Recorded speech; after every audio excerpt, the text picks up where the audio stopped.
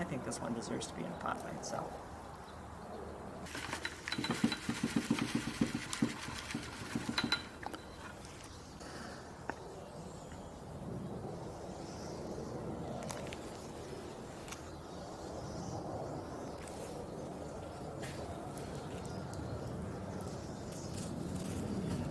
Stem into the ground, and the old potting mix, the chunk of old potting mix that was underneath these is preventing that. So we'll dig it a little deeper in. There we go.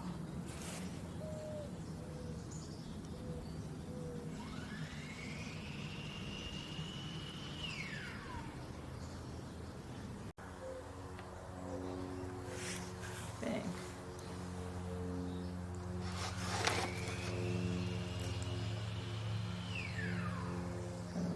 These guys, they've got their own roots, and they're twisted around each other. Here is why they're falling over at odd angles, because in the old pot, that's the only place they could grow, was at odd angles away from each other.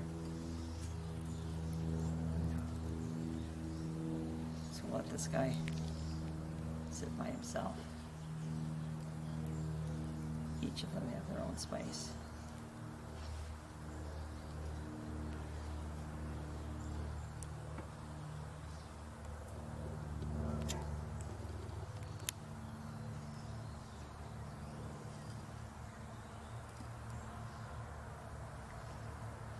Also in the wild, they would be the thing that the wind and the whatever is blowing in the wind would come up against, one of those bumps in the landscape, and debris would accumulate, not only their own old leaves, but other debris that was blown in would accumulate around their stems, and they would grow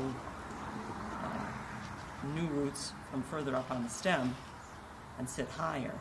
So there's no reason that I can't put that little trunk that's spread itself away from the rest down into the soil, into the potting soil.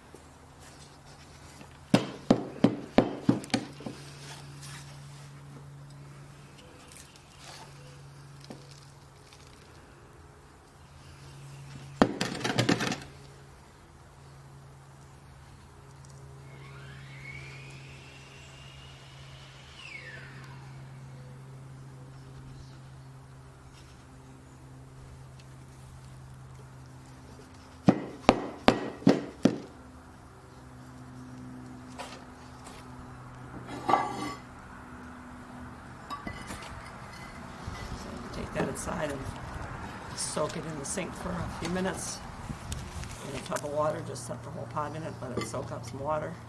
It won't need any water for another month. And in a month, when my friend is back from the south, she will have 3 revived aloes. And for somebody who's got a house that doesn't have enough light for 1 aloe, it means she's going to have to find some people to give plants to. And I will end up with extra plants here.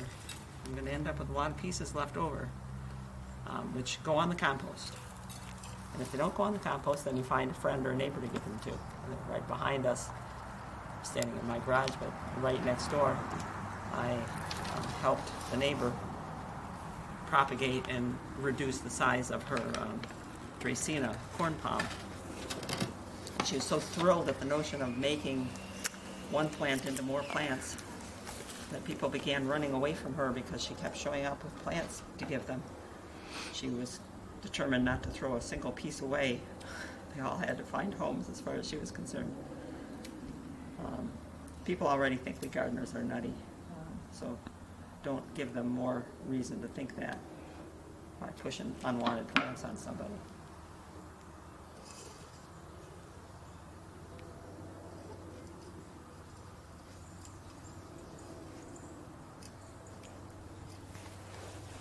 Now they need a drink, take them inside for that and put them back under the lights.